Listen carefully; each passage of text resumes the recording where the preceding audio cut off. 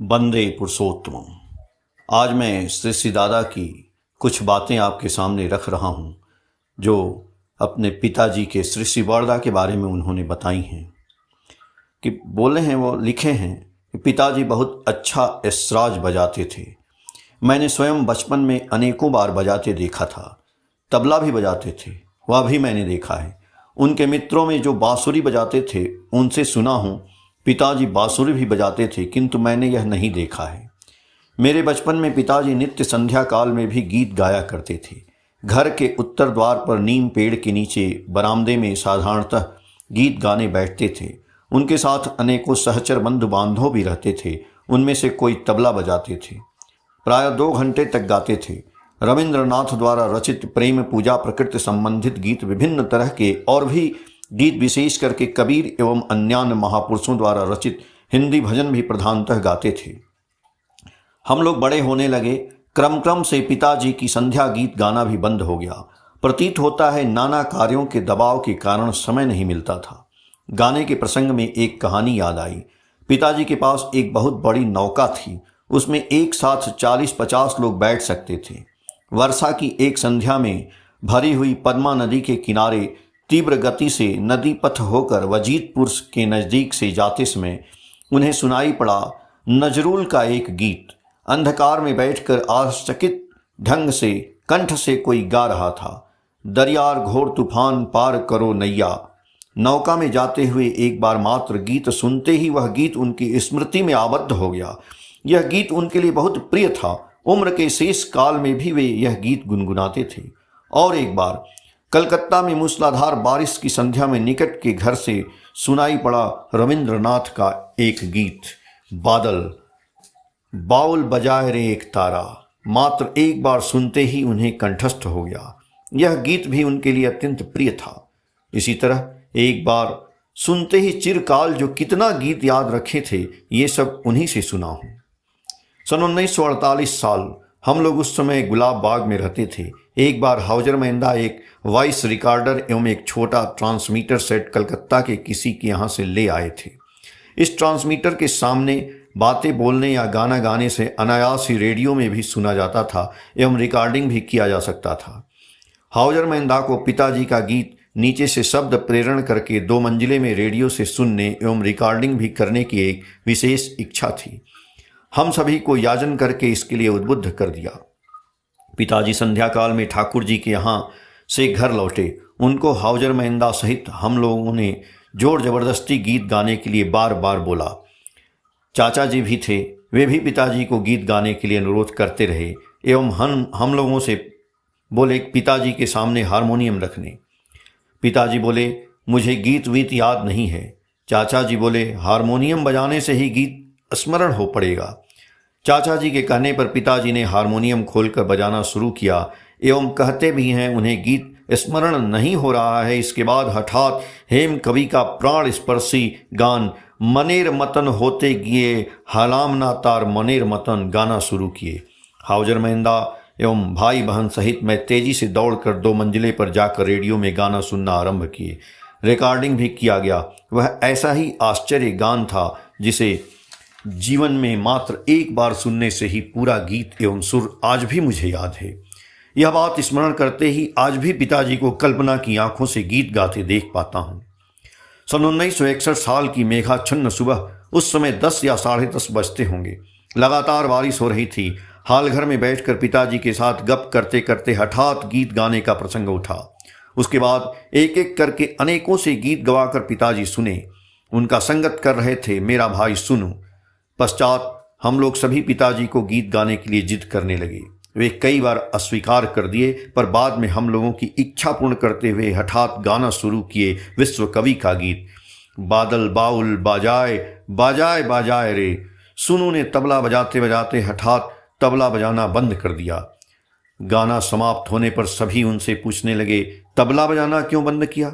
सुनु बोला, उसे ध्यान से गीत सुनने में असुविधा हो रही थी, सोचकर तबला बजाना बंद कर दिया था। अभी भी सुबह जब बारिश होती है तो पिताजी का वह गीत अभी भी कानों में गूंजने लगता है। इसी तरह पिताजी का गीत सुनते सुनते शैशव काल में ही गीत के प्रति सहज प्रेम दीदी एवं मुझे बढ़ गया है। अभी भी गाना पसंद करता हूँ, सुर के लय में डूब जाता हूँ, यद्यपि स्वयं गीत गा नहीं पाता हूँ। पिताजी की बात याद आते ही ऐसी कई बातें याद आती हैं। दीदी एवं मुझे अति शैशव की अजस्त्र स्मृतियाँ याद हैं, तो भी हम लोग याद नहीं कर पा रहे हैं कि किसने हम लोगों को इष्टवृत्ति करने या नाम करने सिखलाया है। संभवतः पिताजी ने ही। बाद में जब उनसे दीक्षा ली तब तो जानकारी हुई, वह सब कुछ हम लोग पहले से ही जानते थे। यह सब हम लोगों ने चिरकाल ही करते रहते हैं, नया कुछ कभी महसूस नहीं हुआ। एक बार मैं जब 5 वर्ष का था, उस समय मुझसे कहीं बाहर जाते समय पूछे, क्या मैं भी बाहर जाऊंगा? मैं तो एक बात पर ही राजी हो गया। दोपहर 2 बजे जाने के लिए तय हुआ। एक साथ 15-20 लोग थे। मैं तो खुशी से सभी के पास दौड़ दौड़ करने लगा। हरि चाचा, सच्चिदानंद गोस्वामी आदि बोले, दौड़ो मत, गिर पड़ोगे। पिताजी बोले, दौड़ने दो। विभिन्न पेड़ों में कई तरह के फल फूल आदि की जानकारी देते लेते गए।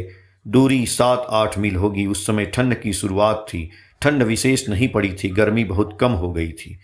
नदी के किनारे बालू पर चल रहा था। इसी क्रम में एक बहुत बड़ा घना झाऊ वन में पहुंचे। वहां नदी में अजस्र पक्षी थे। इनमें से अनेकों पक्षियों को पहले कभी नहीं देखा था, पहचानते भी नहीं थे। पिताजी ने पहचान कराई। बहुत सारे खरगोश देखे, इधर उधर घूम रहे थे। अत्यंत सुंदर था, देखने से ही प्यार करने की इच्छा होती थी। इधर उधर घूमने के बाद घर लौटने का समय हुआ। 2 घंटा बालू पर ही संध्या हो आई। चारों तरफ अंधकार छा गया। आकाश में तारे तेजी से टिमटिमा रहे थे। चंद्रमा अभी नहीं निकला था। राम चाचा रामकृष्ण जवारदार श्री ठाकुर अनुकूल चंद्र नामक जीवनी ग्रंथ रचयिता सतीश चंद्र जवारदार के पुत्र मुझे गोद में लेना चाहे। मैं गोद में नहीं आया। पिताजी पूछे, पैदल चल सकोगे या नहीं? मैं बोला, जी सकूंगा। अमूल्य चाचा भूतपूर्व मैनेजर सत्संग प्रेस का हाथ पकड़कर निद्रा अवस्था में ही पैदल चलकर लौट आया। एक दिन में ही कितना कुछ देख सुन सीख कर एवं जान कर लौटे। उस आनंद की स्मृति आज भी नहीं भूला हूँ। अभी भी सोचता हूँ पिताजी परिवेश को अच्छी तरह से जानकारी कराने के लिए घुमाने ले गए थे। हम लोगों के घर में एक बंदरी पिंजरा में रहती थी। नाम था फुलटुन।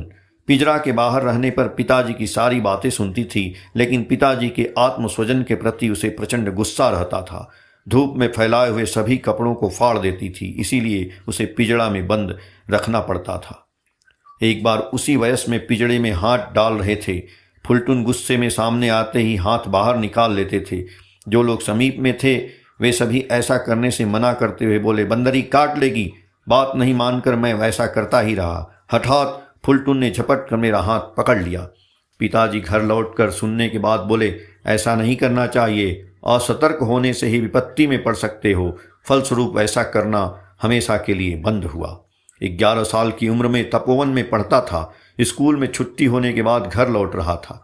रास्ते के किनारे ही आश्रम के बंदर सभी बैठे थे। वे मनुष्य को काटने के चलते बदनाम थे।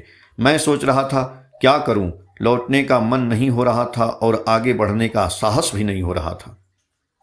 हठात पीछे से सर पर थप्पड़ पड़ा। पीछे मुड़कर देखता हूं पिताजी हैं। कब चलते चलते मेरे पीछे आए पता नहीं चला। बोले, क्या भय लग रहा है? मेरे पीछे पीछे चलो। उन्हें नहीं छोड़ने पर वे कुछ नहीं करते हैं, छेड़ने पर। उनके पीछे पीछे चला आया। भय समाप्त हो गया। जानकारी मिली, वन के पशुओं को नहीं छेड़ने पर वे कुछ नहीं करते हैं। मनुष्य उन सभी का स्वाभाविक शत्रु नहीं है। इसी तरह पशु पक्षी देखकर कभी भी भय नहीं हुआ। उपयुक्त मुहूर्त में पिताजी की एक बातों से ही सारा भय चिर दिनों के लिए दूर हो गया। सभी लड़कों की तरह मैंने भी कभी कभी पिताजी से मार खाया था। अवश्य अनेक बार नहीं, लेकिन जब मारे थे तब प्रचंड जोर से ही मारते थे। उसके बाद में फिर प्यार करके सारी व्यथा भुला देते थे। उस उम्र में जिसे गलती कहते हैं प्रतीत होता है, वैसा कुछ करने में मैंने मार नहीं खाई है। अपने आचरण से परिस्थिति को शायद नियंत्रण नहीं कर पाने के चलते जो अपराध होता था, उसी कारण से मार खानी पड़ती थी। मजे की बात यह है कि यदि सच्चे मन से गलती स्वीकार करने से ही परम सहिष्णुता के साथ वे क्षमा कर देते थे। कभी कभी बोलते थे, बेवकूफ़ हो क्या, और वैसा नहीं करना, और कुछ नहीं बोलते थे। शिक्षा जो कितनी तरह से प्राप्त की है। एक बार 5 वर्ष की उम्र में एक गेंदा पौधे का पत्ता तोड़कर देख रहा था। तभी सर के बाल को जोर से खींचा गया। घूम कर देखता हूं तो पिताजी बोले, तुम्हारा बाल नोचने से तुम्हें जैसा कष्ट होता है, पेड़ को भी पत्ता तोड़ने से वैसा लगता है। अब पत्ता नहीं तोड़ोगे। बिना कारण को पेड़ के पत्ते तोड़ने की शिक्षा तभी से मेरे मन में पक्की होकर बैठ गई। 5 वर्ष की उम्र में एक बार संध्या समय घर के कोने में रखा रद्दी कागज की टोकरी में माचिस की जलती तीली फेंक कर खेलते खेलते घर के बेड़ा में आग लग गई। उसके समीप रखे पिताजी की बंदूक की अलमारी थी, उसमें भी आग लग गई। जो भी हो, कई लोगों ने आकर आग को बुझाया। माँ मेरे कान को पकड़कर बोली, पिताजी आने पर मजा चखाएंगे। पिताजी आने पर सब कुछ सुनने के बाद बोले, आग अब नहीं लगाओगे, घर जल जाने पर पेड़ के नीचे रहना पड़ेगा। उस समय सर पर धूप और बारिश होगी, बहुत कष्ट होगा। यह सुनकर ही मेरी इच्छा हुई कि पेड़ के नीचे रहने से कैसा लगेगा। मुझे तो आग लगाना मना किया है, आग नहीं लगाऊंगा। इसीलिए इस बार दीदी से ऐसा कराने के लिए सोचा। कुछ दिन बाद संध्या समय हम दोनों भाई बहन सत्संग कर रहे थे। दीदी से बोले, दीपक की लौ को घर के लकड़ी के घेरे में रखने से बहुत मजा आएगा। वह तैयार नहीं हो रही थी। बाद मेरी बातों में उलझकर लकड़ी के घेरे में दीपक रखते ही बेड़ा तेजी से जलने लगा। दीदी चिल्ला उठी। माँ सुनते ही दौड़ी आई और आग बुझा दी। दीदी से सारी बातें सुनने के बाद बोली, पिताजी घर आने पर समझोगे। पिताजी घर आने पर सारी बात सुनने पर पूछे, आग क्यों लगाए? मैं बोला, मैं नहीं, दीदी ने लगाई थी। पिताजी बोले, तुम ही लगाने बोले थे। मैंने स्वीकार किया। पिताजी बोले, क्यों बोले थे? मैं तब बोला, पेड़ के नीचे रहना होगा यही सोचकर। पिताजी बोले, तुम एक पागल हो, पेड़ के नीचे रहने में बहुत कष्ट होता है, रहा नहीं जा सकता है। अब आग नहीं लगाओगे, अन्य किसी को लगाने भी नहीं बोलोगे। आजीवन घर में आग लगाकर पेड़ के नीचे रहना बिल्कुल भूल गया।